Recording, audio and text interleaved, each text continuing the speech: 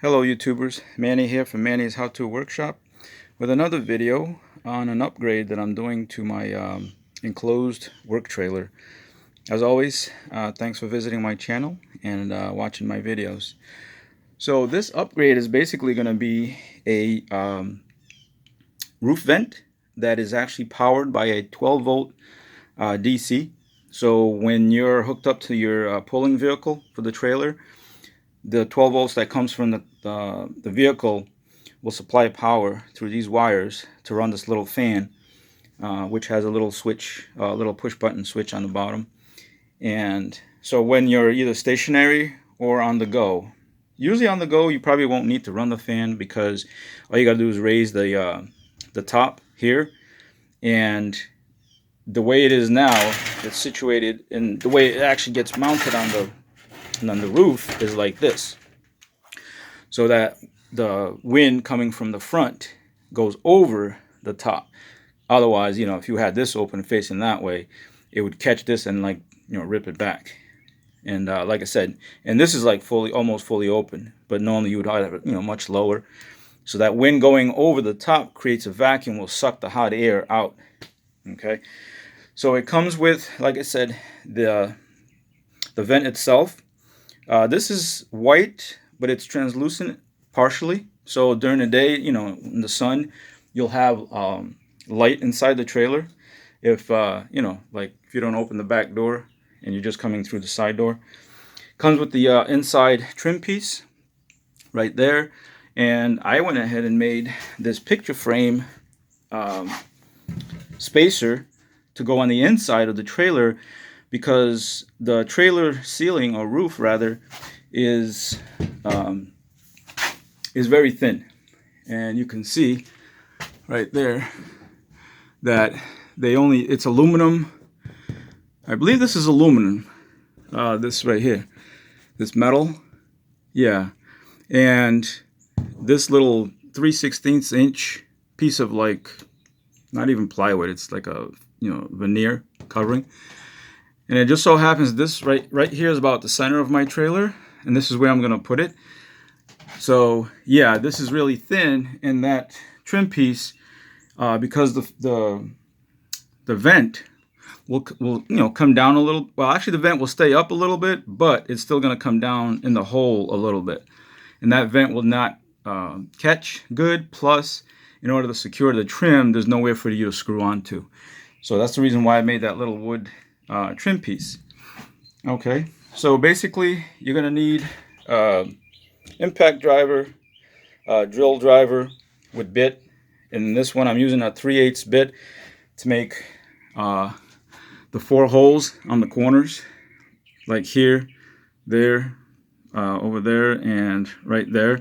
And basically what I did is I took the wood spacer, put it up on the ceiling, and I traced the lines. As you can see, I marked it with my marker just to get my reference, so where I can drill the corner holes. And then you're going to take a jigsaw and cut out the hole, and I'll show you that once we go outside. Also, it comes with this sealer, a sealing strip right here, and these screws. And I'm going to use these right here to secure the wood from the outside on the top, before I put that down, and the, what do you call it, the roof vent. So it comes with its own screws, and they're the ones that's going to go right here on all these little holes right there, all the way around. Okay, so you can use the Phillips tip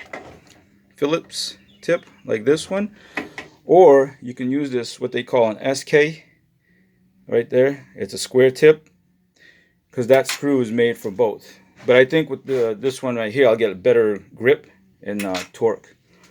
All right, so that's all the components right there you're gonna need. Oh, and also when you're finished completely, you're gonna need some silicone to go over the screw heads, and possibly around this edge right here. Okay, once it's sitting on the roof. Also, I'm going to be using a set of what do you call it? Clamps, you know, like these right here to hold that in place once I get the hole cut out. All right. So let me take you outside and show you how I prep the roof as well. Okay, so to prep the roof, I got a piece of plywood right here to lay across the roof because the inside, the metal supports that go across like this, they go across the trailer, they're set at like almost 24 centers. So for me to have a good kneeling surface to be able to work with the jigsaw, you need to do that because like I said, remember I said the roof skin is very thin, and if you step right in between, you're gonna get a dip, okay? You're gonna make an angle, and that's no good because then it rains, the water will pool there. All right, so basically, yeah, because see the person who had this trailer before me, I don't know if you can see it in that corner over there. Yeah, that corner right there, there's a big dip over there. I siliconed all the way around that joint because they hit something and it buckled it in. So eventually from the inside, I'm gonna have to push it up and support it somehow so that when, you know, the rain comes and falls on it, it just rolls right off.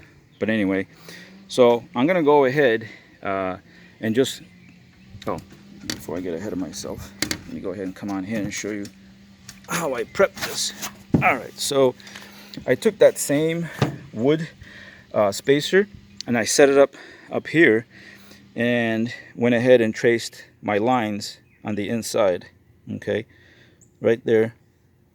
And so it gave me a nice square, you know, outline for me to follow with the saw blade, and that's what I did. So I've already cut, you know, these 3 sides, so this will be the last side I'm gonna cut. So I'm gonna pause you for a minute so that I can do that because I won't be able to hold the camera and do it at the same time. So I'll be right back. Okay, so there you go. I've cut the hole. As you can see, it's nice and square, and I'm gonna go ahead and shut off the light that I have in here. As you can see, this is my work light over my what do you call it, bench that I made, and see what it looks like. But as you can see, that it's bringing light right in there. I mean, that's all the sun right there. I mean, of course, this here is gonna dilute that a little bit, but the sun will be able to come in here as well once this is open. So I'm gonna go ahead and set up the framework right here, clamp it down, and screw it in place, and I'll show you that once that's done.